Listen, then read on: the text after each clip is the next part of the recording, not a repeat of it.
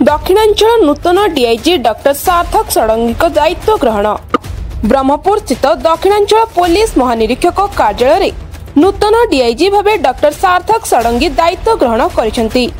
Doctor Shadangi हेउछंती Odisha cadre 2007 batch भारतीय पुलिस सेवा अधिकारी।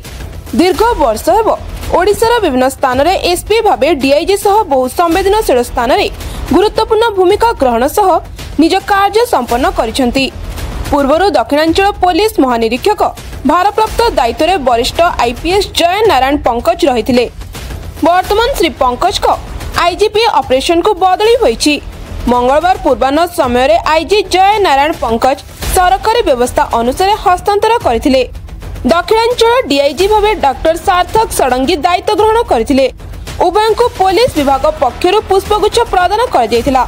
नूतन डीआईजी प्रतिक्रिया रे कहिसेंती दक्षिणांचल समस्त पुलिस जिले में आईन श्रृंखला स्थित सह लोकंक सुरक्षा उपरे पुलिस गुरुत्व दियाजिबो।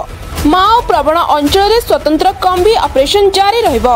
वर्तमान पार्वण ऋतु चलितबा बेले ग्रामांचल और सहरांचल में स्थानीय पुलिस प्रशासन पक्षरु 24 घंटिया पेट्रोलिंग व्यवस्था कराजियो बोली डॉक्टर षडंगी कहिथिले। समस्त धन्यवाद। आज मु दक्षिणांचल डीआईजी भाव दायित्व ग्रहण करछि एवं आपण जानिथिबे जे वर्तमान दक्षिणांचल रे बहुत कंधमाल जेते नक्सल समस्या अछि। तेनु मोर प्रथम प्रायोरिटी रहिबो नक्सल दमन एवं तापरे गंजाम ब्रह्मपुर कोनकर अपराधिक दृष्टि बहुत इम्पोर्टेंट। तेनु अपराधी कार्यकलाप को दमन एवं ताको केमती प्रतिहत करिवो से विषय रे सीमानक सहित ब्लूप्रिंट प्रस्तुत कराजिवो। आगामी वर्तमान पार्वण ऋतु आसुछि तेणु लॉ एंड ऑर्डर एवं ट्रैफिक समस्या भी गोटे इम्पोर्टेंट रहिबो। तेणु से विषय गुरुत्व दिया। मु भावुछि आपण सहयोग एवं एसपी मानकर उद्यम वर्तमान शांति श्रृंखला सहित दशहरा समापन हो एवं अन्य कार्यकलाप बर्तमान आमर जो कलाहांडी बौद्ध और कंधमाल से अंचल नक्सल सक्रिय अच्छा आमर ऑपरेशन भी जारी रही। आम बहुत चेष्टा करुँ कि केमती आम बॉर्डर नक्सल समस्या को समाधान कर। देखो डिविजन टा आसे एवं जाए ता भीतर किसी लोग आसती किसी लोग छाड़ी दिखती। तेणु बर्तमान पुराना लोक किसी अच्छा नुआ इंडक्शन चली थाए। तेणु आम पाखे खबर अच्छी आम देखु केमती न्यूट्रलाइज हार्डकोर निश्चय अच्छा जेहेतु केकेबीएन डिविजन आम जो गुमसर डिविजन था चेंज करके रायगड़ा कलाहांडी बहुत कंधमाल बॉर्डर से एक्टिव अच्छा। तेणु बर्तमान से गोटे डिविजन अच्छी जोटा सक्रिय अच्छी एवं आमर एसओजी एंड अदर जो अच्छा सब सीआरपीएफ बीएसएफ से सब तीक्ष्ण दृष्टि रखी आम ऑपरेशन भी चली। तेणु बहुत शीघ्र आमको सफलता मिले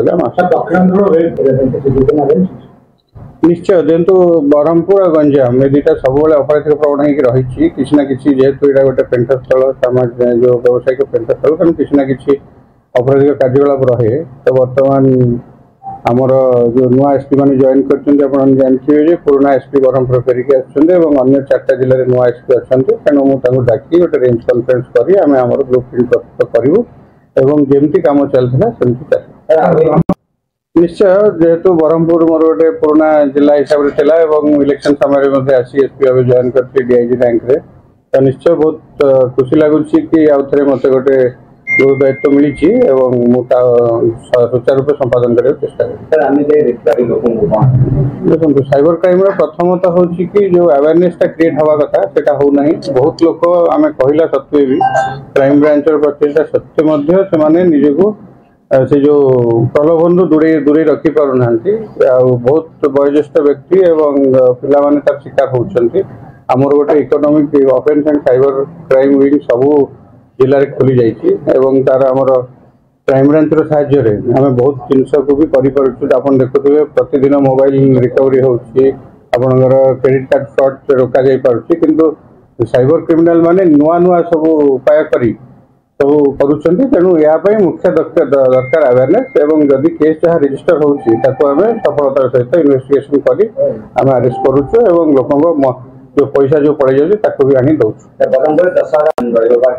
निश्चय आप जानते दशहरा टाइम रे बहुत गहली हुए तेणु जो ट्राफिक रे आपनकर अधिका 50 लोक दिया जाइतिला एबे भी दिया जाइछि तो आउरी फर्दर दरकार पड़ले दिया जिवो एवं ट्रैफिक व्यवस्था को सुरक्षित करा क्रिमिनल माने दशहरा बट्टी पई सने विभिन्न प्रकार उद्यम करथि सेपुरे हमर कोन ए पर्यंत तो हम पाखरे कोन सिस्टम हस्तगत है नै किंतु जदि सेमति किछि नजर को आसे ताको दृढ़ दमन करा जिवो एवं कोनोसी मु अनुरोध करिवि आपण व्यवसायिक संस्था एवं अन्य मान को भी जदि किछि सेमति आपण को आसुछि हम इमीडिएटली जणांता एक्शन लो सर दिया स्थिति करिछि ଆପଣ ଦେଖିଥିବେ ବର୍ତ୍ତମାନ ବହୁତ ପ୍ରକାର ଆଡଲ୍ଟ୍ରେସନ ହଉଛି ବ୍ରହ୍ମପୁରରେ ଆମେ ୟା ଭିତରେ 3-4ଟା କେସ୍ ବି ହେଇଛି ଯୋଉଥିରେ କି ତେଲ ମସଲା ଏବଂ ଗୁଟକା ସବୁ ଧରା ଯାଇଛି ତ ସେମ୍ ଜିନିଷ ଜାରି ରହିବ ଏବଂ ଲୋକମାନଙ୍କୁ କେମିତି ସୁଷମ ସୁଖାଦ୍ୟ ମିଳିବ ଏବଂ ଏ ଯୋଉ ସବୁ ଆଡଲ୍ଟରେଟେଡ୍ ଫୁଡ୍ ମିଳିବ ନାହିଁ ସେ ବିଷୟରେ ବି ଆମେ ଯତ୍ନବାନ ରହିବୁ ଏବଂ ଚଢ଼ଉ ଜାରି ରହିବ।